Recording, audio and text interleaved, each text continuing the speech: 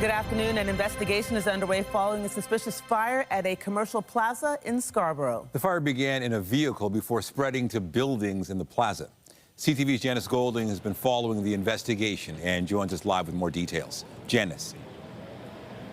Hi, Nathan. Yes, for the second time in 4 months, fire officials have been called to put out flames at a Scarborough massage parlor. Now, we're standing in front of a strip mall here in the Eglinton and Kennedy area of Scarborough, and that's where emergency officials were called at around 2:30 a.m. to respond to a break and enter in progress. When they arrived on scene, a car and a building were both on fire. From what we can see here, the worst damage is to a unit in the corner. Now, there is no visible sign here but as a result of the fire, but when we were here back in April for another blaze, which coincidentally was also set at 2:30 a.m., signage indicated the business was called Seven Heaven Massage Spa, and a business by that same name at the same address continues to be advertised online. Here is more from Toronto Fire and residents who live above the business. They did face some significant challenge. Fires did get into the overhang, and they had to be ripped open with our saws by a couple crews. We had to bring in another crew to assist because they were burning through our blades. I was woken to loud bangs, loud noises. Yep. So when I look out through take a look through the windows and that, I see smoke start coming upstairs and that. So I had to get out of the apartment and notify the other neighbors. There was alarm and there's a lot of smoke. But my neighbor, Neil, he's the one banging on the door to wake me up because I fell asleep. In all, 10 people had to be evacuated. 3 were assessed by paramedics, including a firefighter, but no one went to hospital. The investigation continues. Reporting live, I'm Janice Golding. Now back to Andrea. Thank you, Janice. 2 men have been charged in connection with a human trafficking investigation dubbed Project Mermaid. 42-year-old Marcos Ariel Marioni and 30-year-old Carlos Gutierrez are facing a combined 16 charges. Peel police say the investigation, in partnership with the OPP and Correctional Service of Canada, was launched last November following allegations a female victim was being trafficked and sexually exploited in the GTA. Investigators also allege one of the accused used an unauthorized cell phone in prison to communicate with and manipulate the victim. Now, police say the accused are associated with the MS-13 street gang and believe there may be more victims. Police have released photos of a man wanted in connection with a sexual interference investigation in the city's East End. It allegedly happened on July 16th. The suspect is accused of sexually assaulting a young person on a TTC bus at Victoria Park Station. The suspect is described as between 30 and 40 years old, roughly 5'8", and was last seen wearing a green polo shirt, dark gray sweatpants, and dark sandals. Police are asking anyone with information to come forward. Still to come, the latest on the escalating trade war between Canada and the U.S. We'll have more on the American plan to increase tariffs on Canadian goods, as well as the response from Canada's premiers a little later in the newscast. Ontario's Ministry of Natural Resources says 173 wildfires are burning in the province's north. Most of the fires started in the past 10 days. They have forced more than 1,800 people from their homes, with 12 of the 13 evacuated communities being First Nations.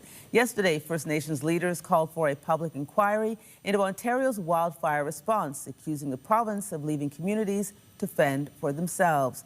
Premier Doug Ford has insisted his government has done everything it can to respond to the wildfires. Well, as wildfires continue to burn in northern Ontario, groups in and around the GTA are working to assist those impacted by the flames. GlobalMedic is sending fire suppression equipment north to assist with the firefighting efforts. And CTV's John Musselman joins us live with more on the aid that's being provided. John. Hi, Nathan. I'm just outside GlobalMedic's warehouse location in Etobicoke. And yes, we'll show you some video here. What they're doing is sending up these fire suppressant firefighting kits. And what really you're talking about is units that they can put on the back of a pickup truck so that volunteer firefighters up there can use these to get as close to the fire as possible to start working to help bring them under control. Now, as we've seen from the video in northwestern Ontario, these fires are burning out of control. At least 56 of these fires are out of control. 13 communities have needed to be evacuated. And we really got a sense of the smoke last week here in Toronto when the sky really turned orange because of the smoke drifting down here. Now imagine what people are dealing with in those northwestern Ontario communities. So GlobalMedic, along with Muslim Welfare Canada, are coming together with funds and equipment to help send it up to northwestern Ontario to do their part to help bring this under control. We had a chance to speak to Rahul Singh with GlobalMedic. Here's what he had to tell us just a short time ago. That's a fire skid unit. You can see it's a 1,000-liter tank. It's mounted on a welded aluminum skid. There's a pump and hose, and it turns any pickup truck, and you can imagine how many pickup trucks are in this region, into a fire truck. It's made in Canada, and what we've been doing is we've been working feverishly to get these units out into the hands of the smaller volunteer departments that lack equipment to get more firefighters out deployed onto the fire. With a unit like this, you can get closer to the fire, you can deploy more of your people, and you can get the fires out. Now, these units will be loaded onto trucks and driven up to northwestern Ontario. They're also sending up some fire suppressant equipment and clothing as well. That'll be flown into Thunder Bay on Air Canada cargo. So that's the latest here from Etobicoke. Reporting live, I'll send it back to you. Thank you, John. A rally was held in the city's East End this morning calling for no jets at Billy Bishop Airport. The group Toronto East Residents for Renewable Energy gathered near Pape and Queen outside the constituency office of Federal Environment Minister Julie DeBrusson, who served as MP for Toronto Danforth. The group says allowing jets at the island airport puts the entire waterfront at risk of noise and air pollution and would also negatively impact the downtown core with increased traffic. The TTC board is meeting today with several items on the agenda. They include efforts to crack down on fare evasion, as well as a call for additional funding from both the provincial and federal governments. CTV's Beth McDonnell joins us now live from City Hall with more on the meeting. Beth. Andrea, this is the last TTC board meeting of this current city council. That's because of the civic election in October. And as you mentioned, a number of issues are up for discussion. TTC board chair Jamal Myers joined staff and executives to mark this last meeting ahead of going into those discussions. He spoke about some of the challenges the TTC has been tackling over the last few years and where improvements on the system still lie. A big part of that has to do with funding. Myers says the TTC remains severely underfunded and is one of the only major transit systems in the world without regular operating funding from other levels of government. That means day-to-day costs are increasingly being relied on by the city's property taxpayers. Millions are also being lost in fare evasion. One step the TTC took in 2025 was closing crash gates. These are the entrance ways that people could freely pass in the before next to ticket agents. Now there are barriers. On fare evasion, after years of doing nothing about it, the board has taken decisive action to start dealing with a problem that costs us about $140 million every year. We closed the crash gates and saved $9.5 million in 2025 alone. We put more enforcement officers on our streetcars and netted another $3.5 million. All told, enforcement measures have saved the TTC nearly $13 million a year. Myers says without sustained funding or funding from other levels of government, the system is becoming increasingly unsustainable. Reporting live, I'm Beth McDonnell. Nathan and Andrea, back to you. Thank you, Beth. The third annual Couture for Cause Yorkville Fashion Show is set to take over a roadway in the neighborhood this evening. The show will close down Cumberland Street from 5 p.m. to 11. All proceeds from ticket sales will go to the Center for Addiction and Mental Health. The event is working to raise $150,000 for KMH. Police are reminding drivers that until 11 p.m. there will be controlled access to Cumberland Street from Avenue Road, and Cumberland will be closed next to Village of Yorkville Park. We have more news in a moment, but first a look at the forecast. Here's a live shot of the city this afternoon. A cooler start to the day. Certainly a day for maybe people wearing pants instead of shorts. It does kind of feel like fall today. Let's bring in Lindsay Morrison with a look at the current conditions. And we've had a few heat waves, so I guess we can handle a day or two like this. Yeah, it is interesting though, Nathan. All of a sudden it feels a little more like September out there, and we are now heading into the point of July where it is traditionally our hottest weather of the entire year. Not so much today. Certainly a fresher feel out there, but fresher air too, which we'll talk about. Here's the satellite and radar. We've got the showers moving out, a little bit of lingering cloud in places, but that too is expected to clear. Teen temperatures in most places across southern Ontario at this hour. Some will climb into the 20s, so that will be nice. But look at this, only 16 degrees right now in Owen Sound and Muskoka. We can thank northwesterly winds for that. The winds are quite gusty. But again, in the wake of that cold front, we got some fresher air. We're at a 2 on the Air Quality Health Index, and wildfire smoke has left the area, at least for now. Here is today at a glance. We're forecasting an afternoon high, perhaps as high as about 23 degrees, but it might be a struggle to get there. Lots of sunshine over the next couple of days. We'll take you through the weather forecast coming up. For now, Nathan, I'll send it back to you.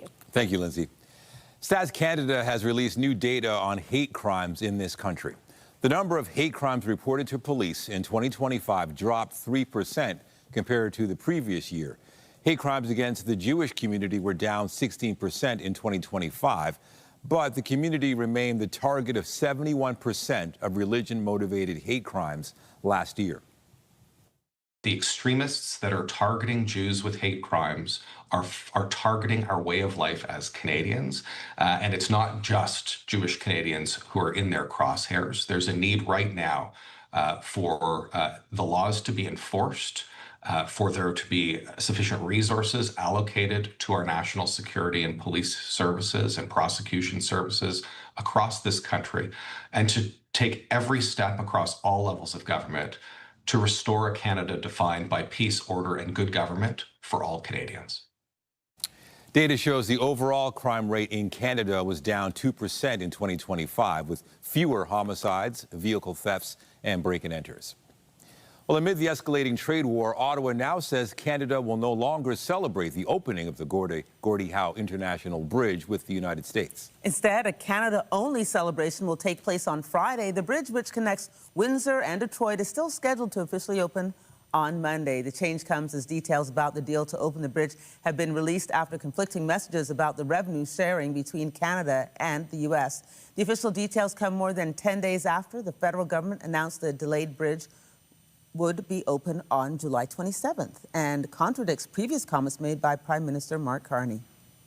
According to the online release, the deal is described as a proposed agreement in principle, which runs parallel to the original Canada-Michigan crossing agreement from 2012. The deal states that Canada will share 50% of net bridge and crossing-related revenues with the U.S. for the first 15 years. That stipulation conflicts with comments the Prime Minister made on July 12th when he stated net revenues would only be shared after debt costs were recovered. In the original deal, Canada agreed to front the $6.4 billion construction costs and collect 100% of toll revenues until recouping the full investment. Funds now being shared with the Americans will go towards the Canada-U.S. Economic Development Fund, which will be controlled by the U.S. And the dispute over the bridge comes amid the latest tariff threat from the Trump administration to impose 50% tariffs on a variety of Canadian goods. CTV Scott Hurst has been following this story and joins us with more. Scott, so quite a few items are going to be impacted by this. Nathan, good afternoon. This 50% tariff will impact a whole host of Canadian items. Upwards of 500 additional products will be impacted by this 50% tariff that is being threatened by U.S. President Donald Trump. That's about 5%, or roughly $28 billion worth of Canadian exports, as the White House itself in its press release pointed out, from wine to hockey sticks to cement, with a list of other items you see here on your screen, including dairy, wine, plywood, diaries and notebooks, clothes, along with cut flowers and bulbs. According to the White House, it says the U.S. president is taking action to hold Canada accountable for what it believes are unfair trade practices. Notably, U.S. President Trump is taking issue with provincial bans on U.S. alcohol and supply management on dairy, as it says it is, quote, trying to level the playing field for crucial American exports, Nathan, like cars, alcohol, and dairy. Now, of course, these tariffs impact not just Canadians, but also Americans. And that might not have been what they were hoping. But what are we hearing from economists on that? And this is what we've been hearing from Canadian officials, particularly for many months now, whether they've been talking to American media, the American public, or someone from the Trump administration, trying to say that a tariff on Canada is ultimately a tax on the American public. We don't yet know, obviously, what the cost will be for this latest round of tariffs. They have not yet been implemented, but for the tariffs we've seen, ultimately, we've seen inflating costs on both sides of the border as the costs trickle down to the consumer, not just in Canada, but in the U.S. too. So according to some estimates, Trump's tariffs are costing the average U.S. household between $1,400 and $2,400 Canadian dollars per year. And more information from Democrats and the U.S. Congress Joint Economic Committee says American consumers overall paid more than $230 billion in tariffs, costs passed down to them between February of last year and January of this year for an average of more than $1,700 U.S. per family. So both estimates really in a similar range. Now, on our side of the border, Nathan, it is estimated the consumers, are shelling out roughly $2,300 to $2,700 more since these tariffs came into effect. Of course, as I mentioned, we don't yet know the full cost of these latest round of tariffs. They have not yet been implemented. So right now, it is a ticking clock for the Carney government because these latest tariffs will be implemented in less than a month, officially on August 19th, Nathan. Yeah, significant amount of money already. CTV Scott Hurst in the CTV National Newsroom. Thank you. Thanks, Nathan. In Washington, America's trade czar said today, rebalancing the trade relationship with Canada won't happen overnight. Jamieson Greer is appearing before a Senate Finance Committee hearing that is reviewing the Trump administration's 2026 trade agenda.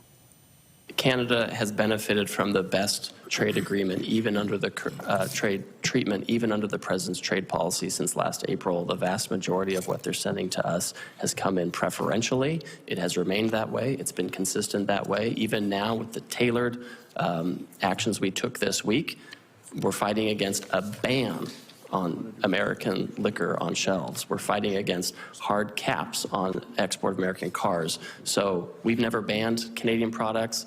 We've never done that kind of thing, but we're fighting against caps on American cheese. I think about your cheese producers. They should be exporting more to Canada. Can't refuse this. So we're trying to balance this relationship.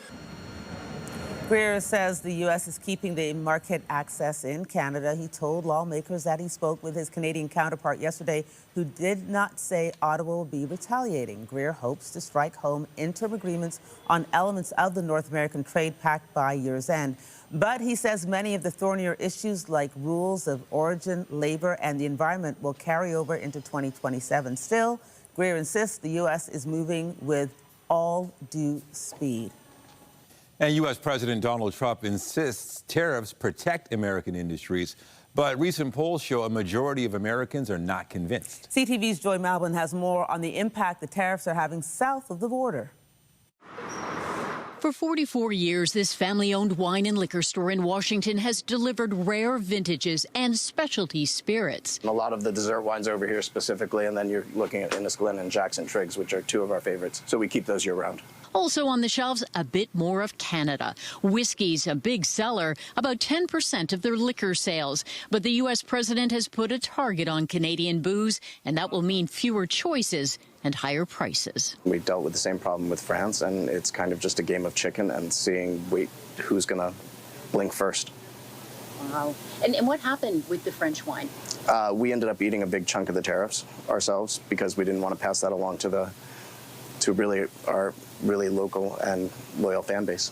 The tariffs would also take a bite out of their cheese selection. Ontario and Quebec cheddars are in high demand. I don't see how this is going to do anything to punish the dairy farmers that make this and people that try and sell it. The prices go up, people buy less. And I don't see how that's going to help anyone. When Canadian provinces retaliated against Trump's first tariffs boycotting U.S. booze, Donald Trump complained bitterly. It cost both sides of the border, but this new 50% tariff, even some trade lawyers are shocked. You know, really puts Canada in a unique and unfortunate position of having among the highest tariff rates of any trading partner. You know, a lot of companies cannot do business with a 50% tariff. Back at the wine and cheese shop, Will Merck just shakes his head. I mean, we're neighbors. We should get along. It doesn't make us look great necessarily all the time, as it just makes us seem a bit of a bully. With a month to go before these new tariffs come into effect, all business owners can do down here is to wait and hope that trade talks get back on track. Joy Malvin, CTV News, Washington. Canada's premiers have gathered in Charlottetown for a second day. Prince Edward Island's premier, who is hosting the meeting, says the U.S. tariff threat is just one of the topics that the premiers will be discussing. We met with the Prime Minister yesterday virtually to talk about strategy going forward. The important thing is that we're all united. We've got to show strength and resolve and get through this together. But that's what Canadians expect. They expect us to work together and get results. We think the Health Transfer Act needs to recognize the needs, because we cannot grow our economy and invest in our defense sector and improve all of our energy offerings without that healthy workforce, and that requires the federal government to contribute at the same level as the provinces. Meanwhile, 9 of the 13 provinces have agreed to remove interprovincial barriers to alcohol sales. Under the agreement, provincial rules will change to allow Canadian producers to sell alcoholic products directly to consumers, regardless of jurisdiction. The premiers of Quebec and the 3 territories did not sign on to the agreement. CTV's Rachel Aiello joins us now live from Charlottetown with more on the premiers' meeting. Rachel, what more can you tell us about the deal made by some of the premiers?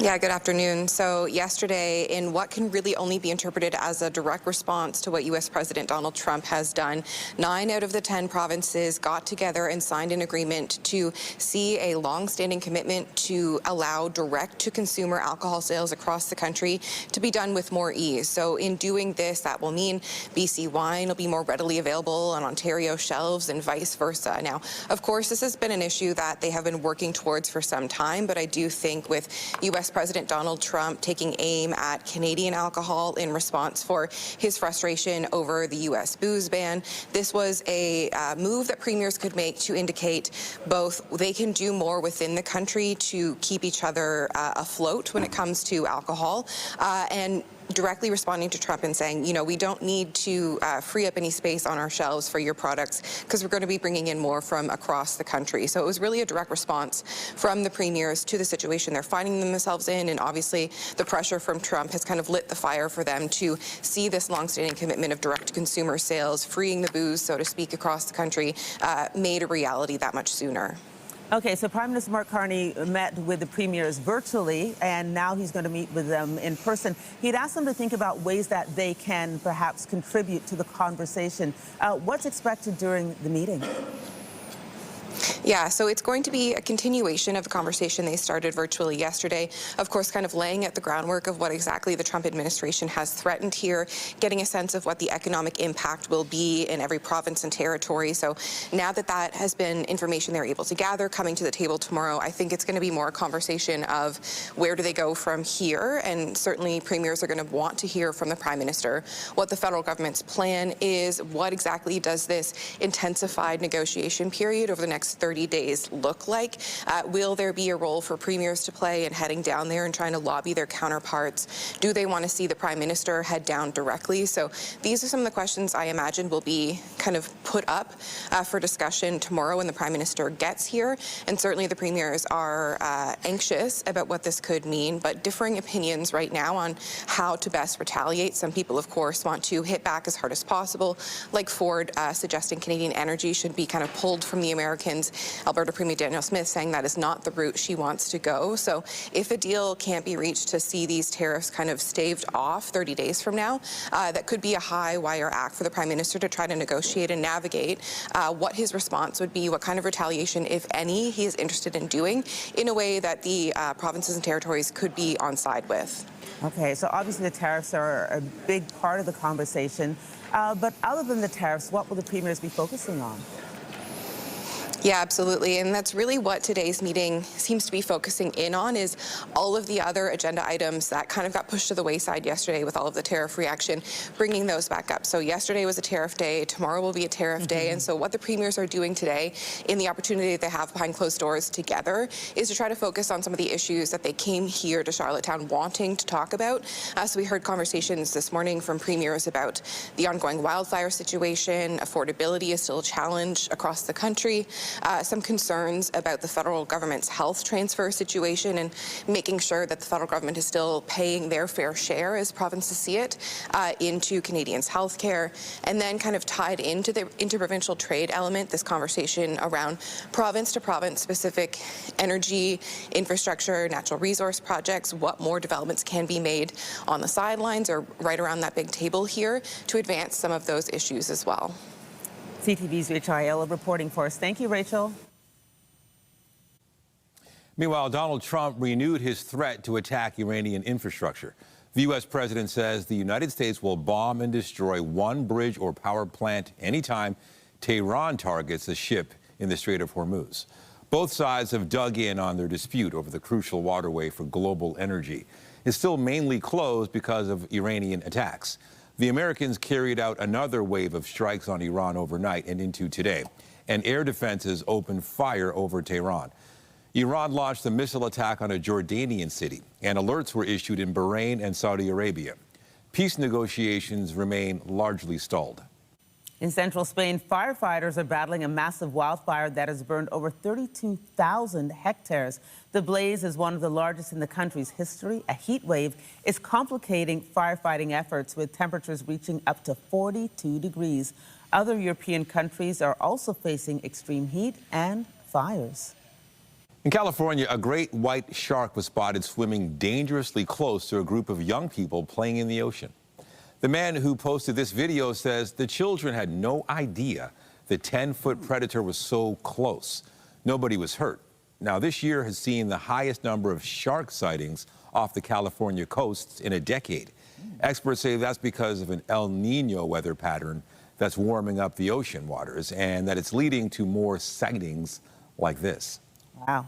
6 beluga whales from Marineland are now swimming in their new homes in the U.S. Marineland and a group of U.S. aquariums helped move the first group of whales in a complex process which began on Monday. They say the animals are doing well, and the shuttered theme park originally planned to send its 30 belugas and 4 dolphins to an aquarium in China. But that plan was blocked by the federal fisheries minister. Instead, the animals are being sent to aquariums and marine parks in the U.S. and Spain.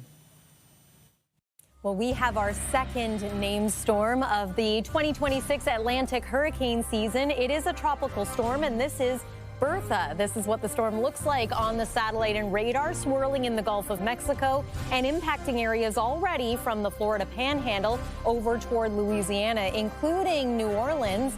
Now, this storm is expected to remain a tropical storm, not strengthen into a hurricane, but it will drift westward and bring soaking rains to the coast of Texas as well. Here at home, we have a below seasonal day today. In fact, some communities are going to struggle to even make it to these forecast daytime highs. But is it a bit of a one-off? Coming up, we'll talk about the warmer weather returning for the weekend and how muggy it could get as well. That's after the break here on CTV News at noon.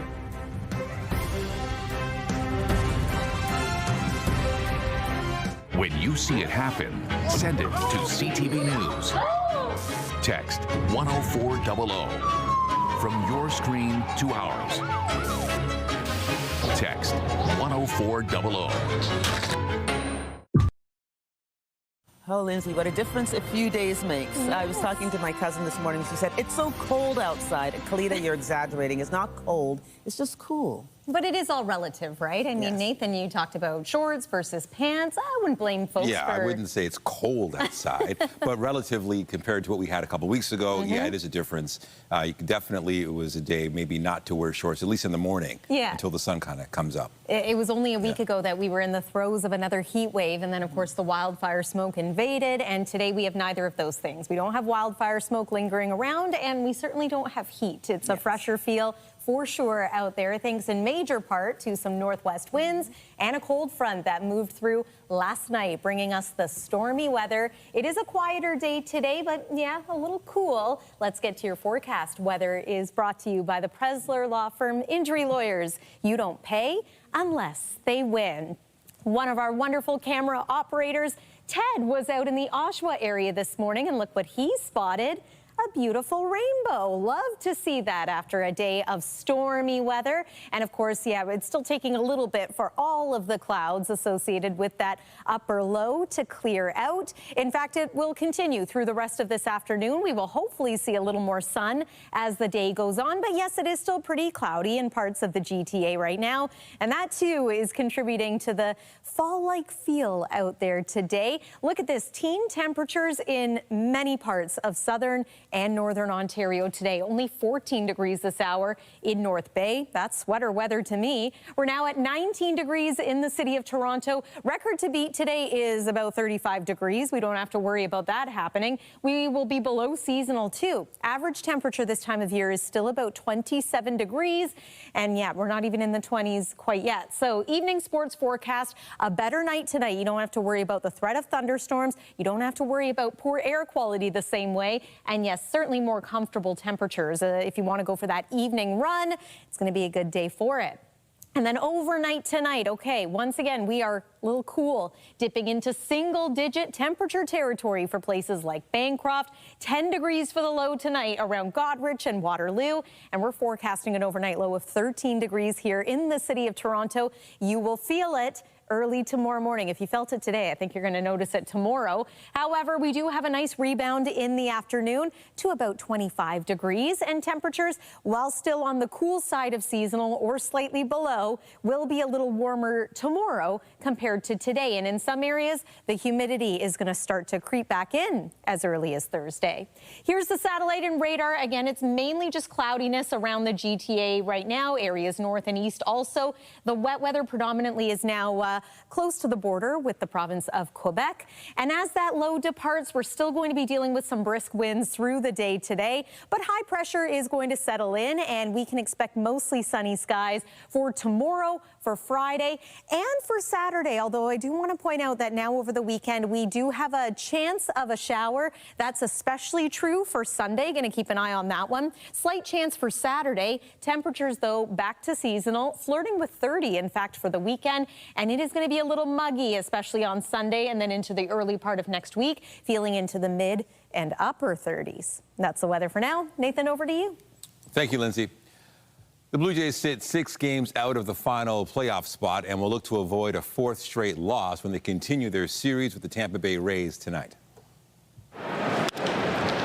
Off the end of the bat, down the right field line, and it's dropping in for a base hit. And the Rays have an early 2-0 lead. The Rays took a 3-0 lead in the first inning last night and continued scoring from there. The Jays gave up 21 hits as they were beaten 12-2. The teams will square off again just after 7 tonight. Meanwhile, as the Jays continue to tumble down the standings and Major League Baseball's August 3rd trade deadline approaches, rumors are swirling about whether the team will move players. Pitchers Kevin Gausman and Shane Bieber, as well as outfielder Dalton Varsho, are all considered possible trade candidates. Toronto FC will be looking for its first win in nearly 4 months when the team takes on the New England Revolution tonight. TFC last won a game on April 4th and is currently on a 9-game winless streak. The team currently sits in 12th place in Major League Soccer's Eastern Conference. TFC will play 2 more matches on the road after tonight before returning to BMO Field for the first time since before the FIFA World Cup on August 15th. Now, kickoff tonight against the New England Revolution is set for 7:30 in Foxborough, Massachusetts. Meanwhile, the Canadian men's soccer team will return from its run at the World Cup with a couple of matches this fall. The Canadians will host Chile at BMO Field in Toronto on September 26th and Peru in Montreal on October 3rd. Canada played both teams in the group stage of the 2024 Copa America. We defeated Peru. We were playing. Canada defeated Peru 1-0 and tied Chile 0-0. The match in Toronto will mark Canada's return to BMO Field after earning its first ever World Cup point in a 1-1 draw with Bosnia-Herzegovina.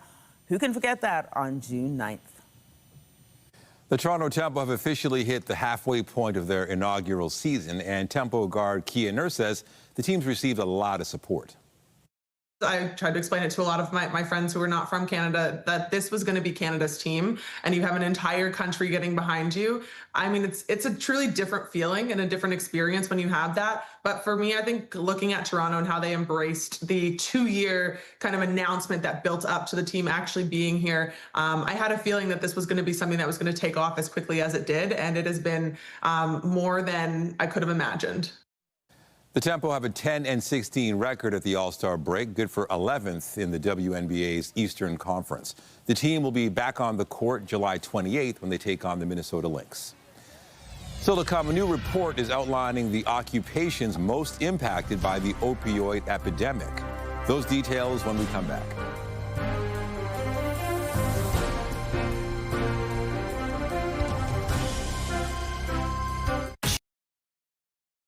Welcome back. Researchers behind a new report examining the occupations of people who have died from opioid overdoses are hoping it'll raise awareness about the number of people impacted by the opioid epidemic. The report found that more than a third of opioid-related deaths between 2018 and 2024 involved people who worked in construction or the trades. The lead author says the research reaffirms previous findings that construction workers are disproportionately impacted. However, the study also notes the rate of opioid deaths was similar for workers in natural resources and agriculture. Well, doctors in Montreal were able to successfully complete an extremely risky surgery. They operated on a woman's brain while she was pregnant. CTV's Sweta Rassi has the details. Before and then after. These brain scans of Zupa Nakayisimatego are a reminder just how quickly life can change. It all began January of 2025. She was working out at the gym when she felt a sudden pop in her head. I was very dizzy. I couldn't see properly. She was in severe pain. Her husband took her to the hospital where she found out she had suffered a stroke, which caused bleeding in her brain.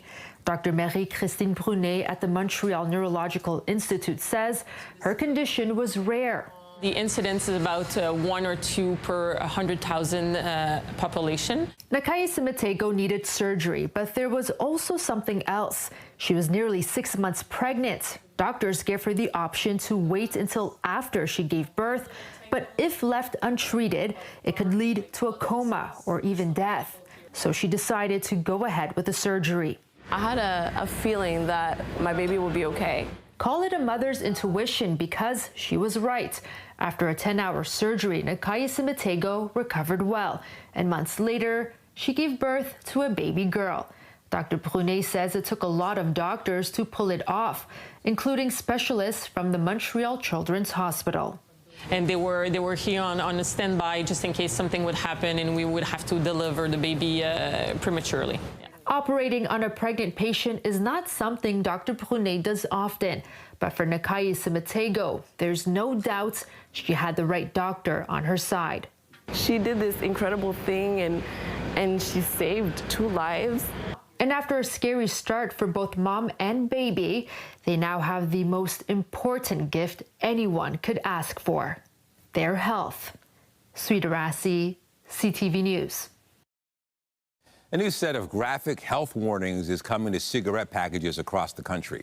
The new designs feature images highlighting the impact of smoking on both health, or make that on both smokers and those around them.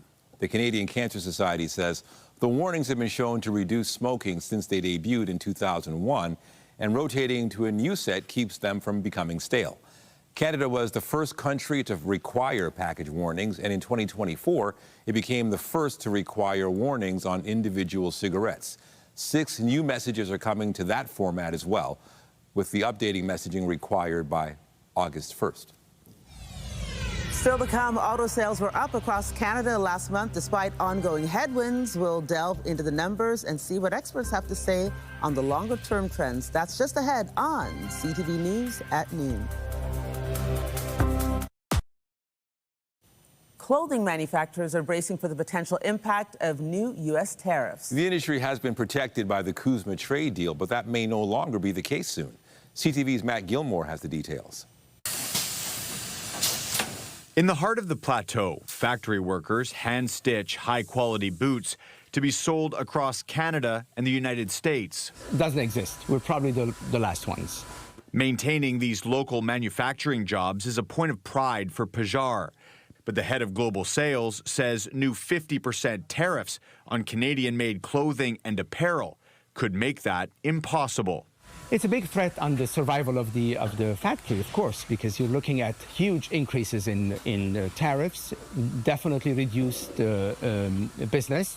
Boots made here are covered under the CUSMA Free Trade Agreement. Until now, those products have been shielded from Trump's tariffs. No more. CUSMA was your comfort zone. We produced for years. We shipped to the U.S. and then CUSMA is in jeopardy or under review, question mark. And then this happens. It will for sure mean higher prices for American consumers. You can absorb 2, 3, 4, 5 percentage points and just, accept it as part of doing business. But the moment you're in the 10, 15, and in this case, 25 for international, 50 to Canada, it's beyond what can be absorbed. But with the already high cost of living, Greg Nikogosian says he doesn't know how much more customers will be willing to pay. Definitely makes us worry and start thinking about our future. Without a deal in place that provides certainty for manufacturers, business groups fear investors will continue to look elsewhere. We're losing investment, we're losing GDP, we're losing manufacturing jobs as well in the different regions of Quebec. And, there's the impact it has today, but we have to look in the future on the impact it will have on our economy. And with new sectors now caught under the weight of a trade war, there's even more pressure on the government to find a solution. Matt Gilmore, CTV News. As tensions with the U.S. disrupt Canada's auto sector, a new report is highlighting some positive signs when it comes to car sales. June marked a positive sales month with an estimated 182,000 vehicles sold nationwide, up 1.9% from last year. That was a stark contrast to the pattern of decreases that started in October 2025. The numbers come from DesRosiers Automotive Consultants. Now, it says the shift isn't significant enough to consider the longer negative trend over, but it's a welcome sign given the various headwinds that the new light vehicle market faces. The only province that saw fewer auto sales in June compared to last year was Ontario. With summer travel season well underway, flight delays linked to air traffic control issues are way down compared to last year. NAV Canada is not for profit that provides the services across the country. It looked at the number of flights at Toronto Pearson and 3 other major international airports, which were impacted by either its own staffing or its own equipment. From May 1st through to July 7th, there was a 91% drop in those flight delays year over year. NAV Canada says that's despite an increase in air traffic. The organization credited increased staffing and other parts of its operational readiness plan for the summer. Coming up, taking cereal to space. A Canadian brand has received a boost after being contacted by NASA. We'll have those details when we come back. A Canadian breakfast brand has received an out-of-this-world boost. Astronauts ate the cereal aboard the Orion spacecraft during the Artemis II mission after the company was contacted by NASA. CTV's Karis Mapp has the details.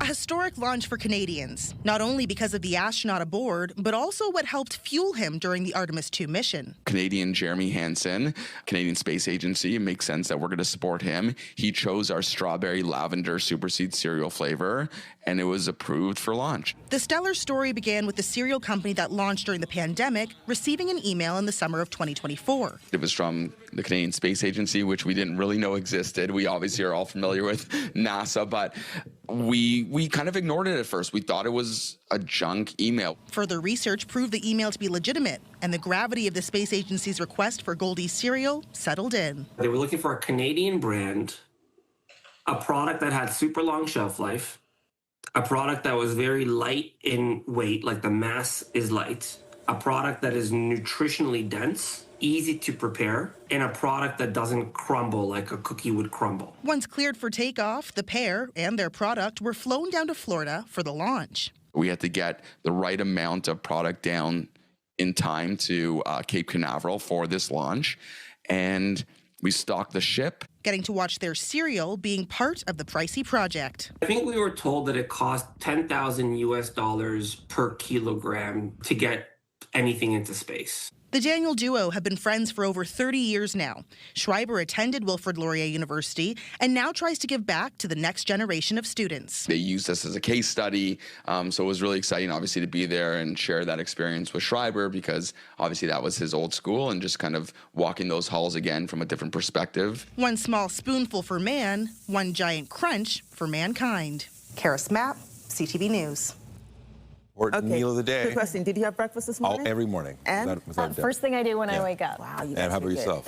I've started to. I was doing intermittent fasting, and then I've read all these studies that stop it. No, yeah, I prefer- just have your breakfast. I like so. intermittent eating. Good one. Anyway. Good one. Well, it's lunchtime now, and if you're hoping to maybe enjoy lunch outside, it is dry in most parts of the GTA, but we do still have a bit of cloudiness. We are expecting that to clear on out, so that would be a good thing. Here's a look at our overnight temperature tonight. Yeah, this is a little chilly for this time of year. 13 degrees. It'll be a cool start to tomorrow, but an afternoon high of 25 degrees I think is pretty comfortable. Next 3 days are filled with sunshine. A reminder, though, we're going to keep an eye on the weekend, especially Sunday, for the chance of some wet weather in the form of showers. It is going to be warmer and a little humid through next week, too. Nathan and Andrea. Thank you, Lindsay.